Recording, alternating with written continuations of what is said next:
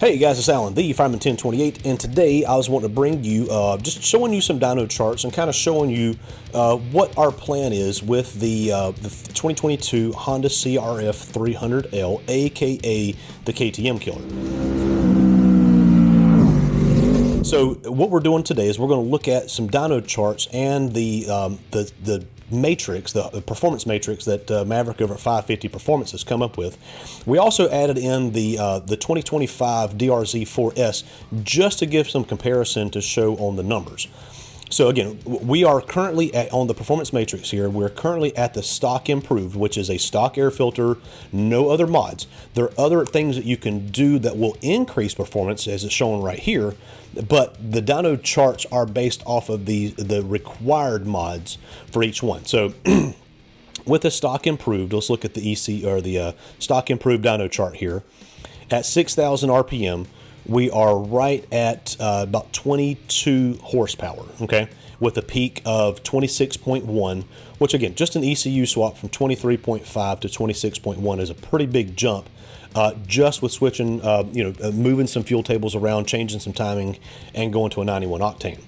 Whereas, so this chart is actually from Kuber, and this shows the 390 Enduro with all of their, with the LM device and with the DCAT, which is what our bike has. Now, I currently have the Fuel X on, but the dyno charts basically look exactly the same, and theirs is Kuber's is a lot easier to read. So, peak numbers, you're at 36.9.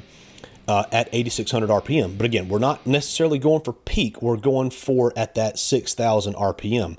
And at 6,000 RPM, you're at about 27 and a half horsepower.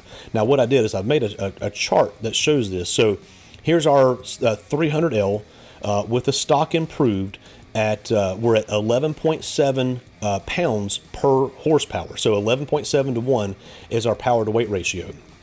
Down here at the bottom is our 390 Enduro with the Kuber LM device and the DCAT. Now, the stock weight is 367, so I knocked off 2 pounds off of that for the DCAT, and our power to weight ratio is 9.34 to 1, which again, compare that to the stock improved, which is 11.7. So again, we're way off there on the power to weight ratio. But at the 6,000 RPM, we're making 27.5 horsepower, which is a 13.27 to 1 power to weight ratio at 6,000 RPM. And the stock improved, we're at a 13.91 to 1 power to weight ratio. So again, it's still a good bit of difference there. Now let's go back to the performance matrix and let's look and see the stage 1.0. That's where things get really interesting. So it still shows a stock air filter, the high flow air lid, which we've already got installed, and I've got an install video coming on that. Now, the biggest thing with stage 1 is the exhaust. This shows needing a full exhaust, stock cam, stock bore, stock cylinder head, everything else. So let's go to the dyno chart for the 1.0. So here's the stage 1.0 91 octane chart. This is where things start to get interesting. So the bike is now making 27.87 horsepower at 7,961 RPM. Now, the fun thing about it is at 6,000 RPM, our number jumps up to 24 horsepower. Okay, now let's go back to our chart and let's take a look at that. Our stage 1.0, we drop a couple pounds. We go from 306 down to 303.2 with the full exhaust, so that also changes our power to weight ratio. So we're now making a power to weight ratio of 10.88 to 1. Again, we're still behind our 390 at 9.34 to 1. But look at our 390, 13.27 to 1, right? At 6,000 RPM, we're making a 13.27 to 1 power to weight ratio. On our stage 1 here, we're now down to a 12.91 to 1. So just at stage 1, we have a better power to weight ratio than our 390 Enduro does at that same. Now, to be fair to the 390 Enduro, let's look at the dyno chart here. This engine really starts to make its power at 6,000 RPM. There's a pretty steep gain from 6,000 to 6,500 RPM, and then from 7,000 up to about 8,000 RPM, there's a really steep gain right there. But again, but if you also look at the Hondas, that kind of has the same thing. Again, it's kind of a single cylinder engine with a light flywheel. It really starts to make its power higher up in that 7,000 to 8,000 RPM range. But again, that's why we're using an arbitrary number for both engines. Now, I mentioned earlier that we have the the DR-Z4S in this as well. Now, again, that bike weighs a lot less than the 390 Enduro, not quite as light as the 300L. So let's look at the dyno chart here. So on Cycle World's dyno, the bike made 33.5 horsepower at just over 8,000 RPM. Now, at that 6,000 RPM number, the bike is making about 26, 27 horsepower. So we have it charted as well. And down here at the very bottom, so 333 pounds. So it's a 9.94 to 1 power to weight ratio, which is actually, it's about on par with the 9.95 of the 390 Enduro in a stock form. Now with the Cooper LM and the D-Cat, the 390 is at a 9.34 to 1.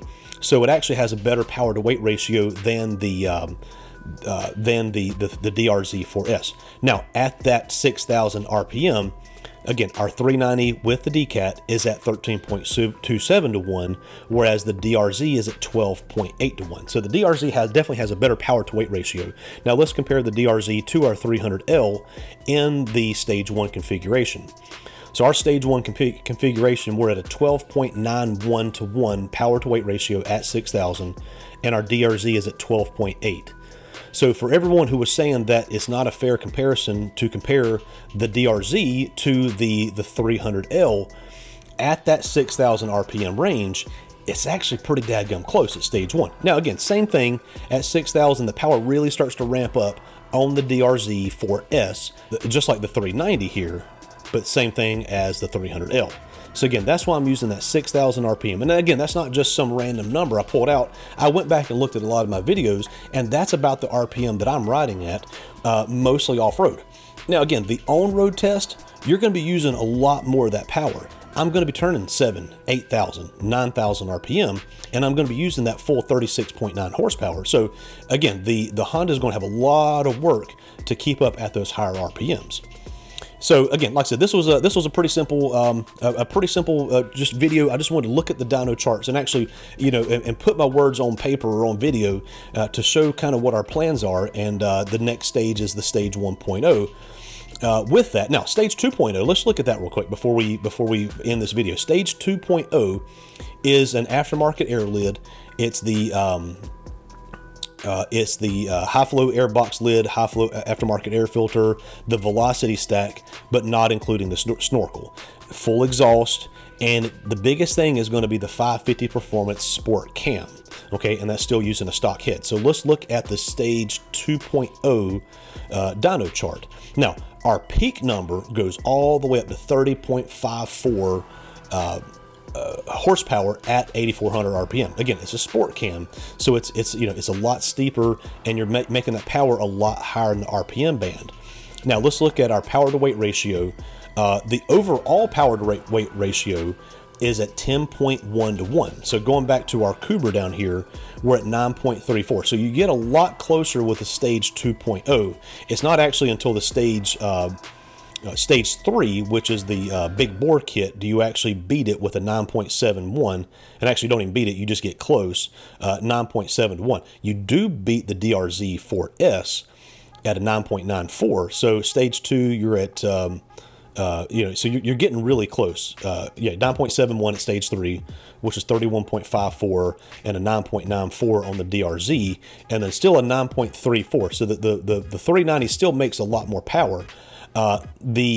Considering it's the sport cam, it doesn't make a ton more power at that 6,000, so you're only at 12.63, which is still better than the KTM 390 at 13.27. So again, this is not apples to apples, or if it is apples to apples, it's Granny Smith apples to Macintosh apples, or whatever type of apples you like versus another type of apple. So again, it's just a really fun comparison.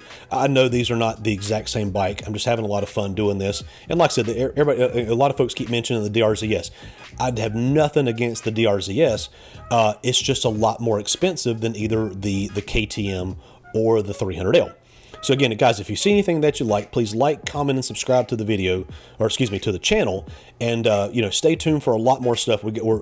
Should be getting our 390 back from the shop, from the warp brake rotor very soon.